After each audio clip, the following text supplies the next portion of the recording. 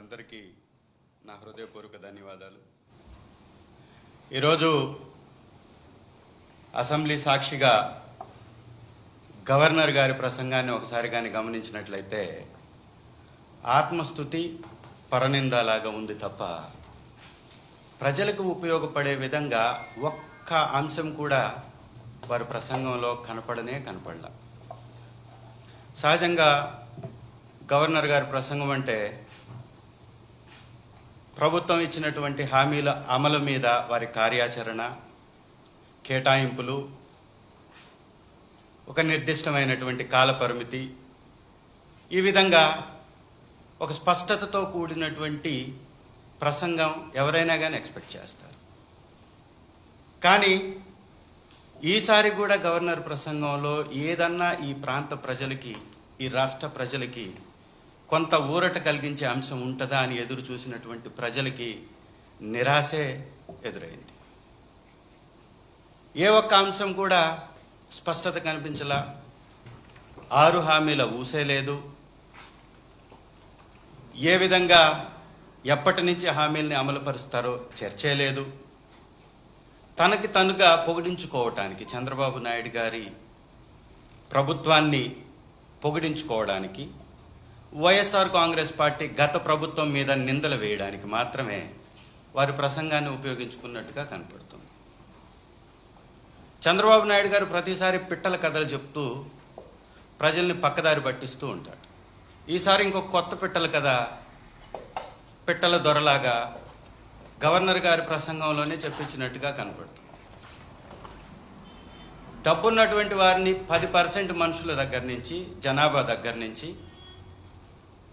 డబ్బును అడిగి తీసుకొని 20% పైగా ఉన్నటువంటి పేదవాళ్ళకి పంచి పేదవాడి తలసరి ఆదాయాన్ని 58 లక్షలకు పెంచుతానని పిట్టల దొర కథలు మాత్రం భలే చెప్పించాడు.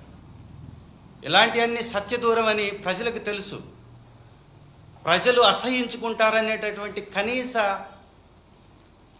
అవగాహన కూడా లేకుండా వారికి ఉన్నటువంటి మీడియా ఛానల్స్ ద్వారా విపరీత ప్రచారం చేయించుకోవడానికి చంద్రబాబు నాయుడు గారు ప్రతిసారి చెప్తూనే ఉంటారు, విజనరీ అని చెప్పించుకుంటూ కూడా ఉంటారు.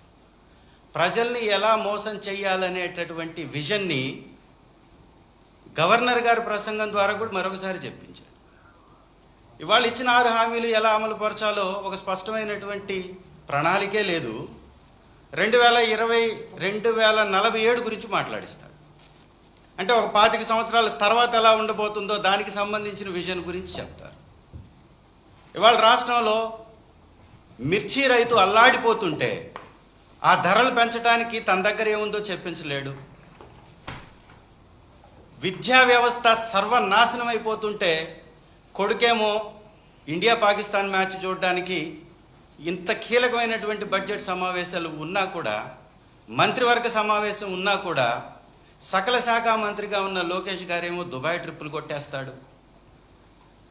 ఈ రాష్ట్రంలో విపరీతంగా ఆడబిడ్డల మీద అన్యాయం జరుగుతుంటే 30 లక్షల మంది కిడ్నాప్ అయ్యారు, వారిని తీసుకొస్తానన్నటువంటి డిప్యూటీ చీఫ్ మినిస్టర్ గారేమో తీర్థయాత్రలకి వారికి ఉన్నటువంటి ఆలోచనల్ని నెరవేర్చుకోవడానికి తిరుగుతూ ఉంటారు.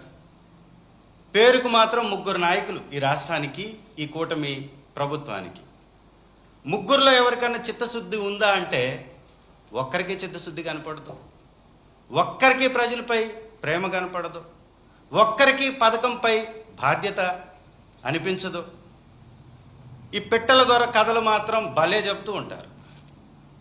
అసలు సాధ్యపడుతుందా? ఒక మనిషికి తలసరి ఆదాయం 58 లక్షలకి పెంచే ప్రభుత్వం వారి విధానాలు ఏదో చెప్పాలా లేదా? డబ్బున్న వాళ్ళ దగ్గర నుంచి డబ్బు తీసుకొని పేదవాళ్ళకి ఇచ్చేస్తామని సినిమా కబుర్లు చెప్పి తప్పించుకోవటమే ఈ పరిపాలన దక్షత అంటారా? దీనిలోనే నా ఎక్స్పీరియన్స్ ఉంది. ఒకసారి ఆలోచించుకోవాలి. ఇస్తానన్నటువంటి ఒక్క పథకాన్ని ప్రవేశపెట్టారా? ఒక్కటంటే ఒక్క పథకం. ఏమనంటే పెన్షన్ ఇస్తున్నావు అంటారు. నువ్వు ఇచ్చింది ఎంతమందికి? ఇవాళ రాష్ట్రంలో ఉన్నటువంటి పెన్షన్దారుల్ని దాదాపు 2 లక్షల పైచిలకు తొలగించి 1000 రూపాయలు ఉన్న వాళ్ళకి పెంచారు. అంటే ఈ 2 లక్షల మంది పొట్టగొట్టి అదే డబ్బుని ఈ విధంగా డైవర్ట్ చేసి 1,30,000 కోట్లు అప్పు చేసి ఒక్క పథకాన్ని అమలు చేయలేదంటే సిగ్గుపడరా మీరు? కొంచెం కూడా బాధ్యత అనిపించదా మీకు? నిజంగా ఇంత దుర్మార్గమైనటువంటి వ్యక్తుల్ని మనం గతంలో ఎప్పుడు చూసి ఉండం. బాధ్యతను మరచి ఏ హామీల ద్వారా గద్దెనెక్కారో అది మరచి ప్రజల్ని ప్రతిసారి కూడా గొర్రెల్ని చేసి వారిని అవహేళన చేస్తూ వారి అవసరాలను గుర్తించకుండా ప్రజలపై పన్నుల భారం మోపుతూ ఒకవైపు ఏమో రిజిస్ట్రేషన్ ఛార్జెస్ పెంచారు, ఇంకొక వైపు విద్యుత్ ఛార్జెస్ విపరీతంగా పెంచేశారు. విద్యుత్ ఛార్జెస్ పెంచుకి 16,000 కోట్ల పైచీలకు విద్యుత్ ఛార్జీలు పెంచి గవర్నర్ గారితో విద్యుత్ ఛార్జీలు పెంచబోము అని అబద్ధాలు చెప్పిస్తారు. గవర్నర్ గారితో సత్యదూరపు మాటలు చెప్పిస్తారు. వారు అమలుపరుస్తున్నటువంటి ఈ సర్ఛార్జెస్ని 16,000 కోట్లని వారు ప్రజలపై మోపి దాని మీద వైఎస్ఆర్ కాంగ్రెస్ పార్టీ రాష్ట్ర వ్యాప్తంగా ప్రొటెస్ట్ చేసినటువంటి అంశాన్ని కూడా పక్కదారి పట్టించేటటువంటి ప్రయత్నం చేస్తారు. గ్యాస్ సిలిండర్ల మీద ఒక దగ, ఒక మోసం. ఇవాళ గవర్నర్ గారి ప్రసంగంలో చాలా స్పష్టంగా వారి మోసం ఏంటో తేటతెల్లమైపోయింది. ఈ రాష్ట్రంలో 1,55,00,000 మంది లబ్ధిదారులు ఉంటే ఒక్క సిలిండర్ ఇచ్చినా కానీ వారికి ఇవ్వాల్సినటువంటి ఖర్చు పెట్టేటటువంటి బడ్జెట్ 1,000 కోట్ల రూపాయలు అయిపోతుంది. ఇవాళ వారి ప్రసంగంలోనే 686 కోట్ల రూపాయలు వెచ్చించినట్టుగా 86 లక్షల మందికి మాత్రమే ఆ ఒక్క సిలిండర్. చెప్పింది మాత్రం 3 నాయకులు కలిపి 3 సిలిండర్లు చెప్పారు. ఇచ్చింది మాత్రం ఒక సిలిండర్, అది కూడా సగం మందికి. దాని మీద చేసినటువంటి ఖర్చు 686 కోట్లు. ఇక ఇళ్ల మీద జగనన్న గారి ప్రభుత్వంలో, వైఎస్ఆర్ కాంగ్రెస్ పార్టీ మా ప్రభుత్వంలో ఎలక్షన్స్కి ముందే 9,02,000 ఇళ్ల నిర్మాణాలు కంప్లీట్ అయిపోయాయి. 31 లక్షల ఇంటి పట్టాలు ఇచ్చాం. ఇవాళ వీటి మీద కూడా తప్పుడు ప్రచారం.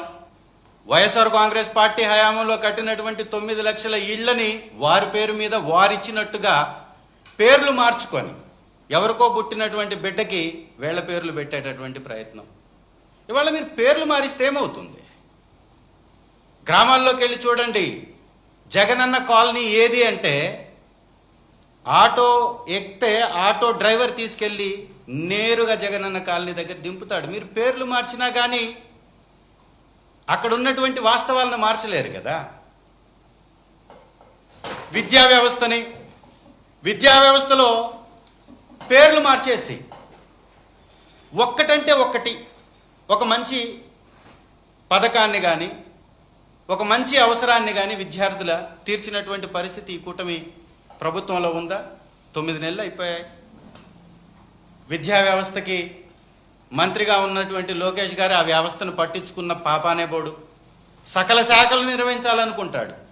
ఏకంగా వాళ్ళ తండ్రి గారి శాఖను కూడా నిర్వహించడానికి సిద్ధంగా ఉన్నట్టు లీకులు ఇస్తూ ఉంటారు వారికి ఉన్నటువంటి మీడియా వారు. దీనిలో ఏం వెలగబెట్టారా అని చూస్తే విద్యా వ్యవస్థలో ఏమీ కనపడదు.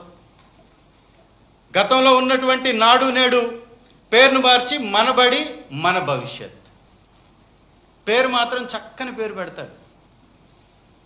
మనబడి మన భవిష్యత్. నిజంగా పేదవారి భవిష్యత్ ఆలోచించేటటువంటి వ్యక్తి కానీ నారా లోకేష్ గారు అయితే నిర్వీర్యమైపోతున్నటువంటి విద్యా వ్యవస్థని,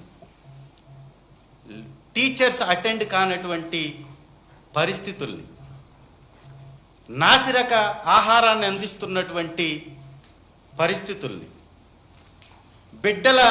ఆడబిడ్డల స్కూళ్ళలో